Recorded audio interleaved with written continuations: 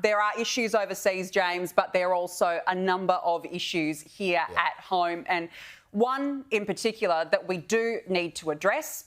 This is a frightening statistic. 26 Australian women have died this year, allegedly at the hands of a male perpetrator. That statistic alone is shameful. How on earth did we get here? Now, over the weekend, thousands rallied across Australia calling for an end to violence against women. And quite rightly, we have a right to be fed up and angry. These are our mothers, daughters, sisters, aunties and friends. And as I look at some of the signs at the rallies, they say, real mates call their mates in. Call out your mates, another sign reads. Educate your sons, says another. Now, if we want to stamp out this scourge, we all have a role to play. But rallies alone won't fix this crisis. The system is broken now.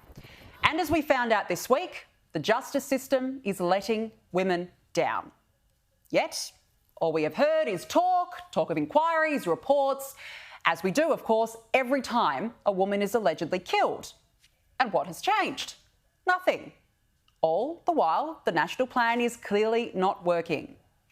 That is a record amount of funding put in to back our plan up. So there is a significant funding. Many of those programs are starting to roll out and we'll start to see the benefits of those. The benefits of these programs won't be seen for some time. For some time? Well, it's too late. Women are sitting ducks. How much longer can we wait to see results while one woman is killed every 4 days? James, that statistic is frightening, and you can see why people are angry. Now, I don't believe that every man is a monster. That's absolutely not what I'm saying here. But every single one of us have a role to play in this discussion because something has to be done. Yeah, I mean, it's a scourge on our society, and the way that you treat your women and your children says a great deal about a civilised society. In fact, I would argue that's one of the key markers of a civilised society. So to see increasing violence against women, I think, is a sign of the degradation of our culture. And I agree government has a role to play. But the fact is, this goes a lot further than government. Government can't replace churches. Government can't replace married couples. Government can't replace all of those institutions which have held society together. So this is an issue much bigger than we need a few, band-aids applied by government. There's a lot more going on. Yeah, there is a lot more going on, but something needs to be done urgently. We can't keep talking about it, James. It's as simple as that because people are angry now. Yeah, well, I mean, let me talk to you about another aspect of the culture breaking down, because you can see it everywhere. Yeah. Climate catastrophists have come up with a new and ghoulish way to help the environment. Not content with taking our cars, our gas cooktops or our meat, they now want to take our bodies when we die and use them as compost. The ABC ran an article today arguing that instead of being buried or cremated, like in the old days when life was sacred and human beings had inherent dignity, we should be turned into plant food. The article claimed it was 87% more energy efficient to turn grandma into worm food than to bury her in the traditional manner. And that's good to know, because the number one thing on everyone's mind at grandma's funeral is, well, wait, how environmentally friendly is this? Human composting is currently illegal in Australia, but will be legalised in California from 2027. The process, Danica, it goes like this. The body of the deceased is placed in a metal tin where it breaks down into compost over a period of weeks, and then your loved one, transformed into a cubic metre of dirt, is presented to you, presumably so you can get started on that long-awaited veggie patch. Now, when it comes to a broken refrigerator, there's not much discussion on what to do with it. It's trash. But you're not an appliance. You're a human being. We've got to ask ourselves, is there a difference? And that's the real question. Because if Grandpa is nothing, then reduce him to his utility and compost him in one last attempt to squeeze something useful out of him.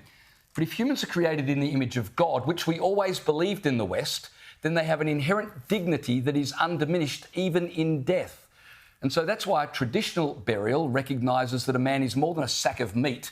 He's a creation of infinite worth because he's made in the image of God. And we respect the dead as a way of honouring that image. Arguing that men should be reduced to compost is an argument made in a culture that no longer believes in God and so no longer believes in the inherent dignity and worth of humanity.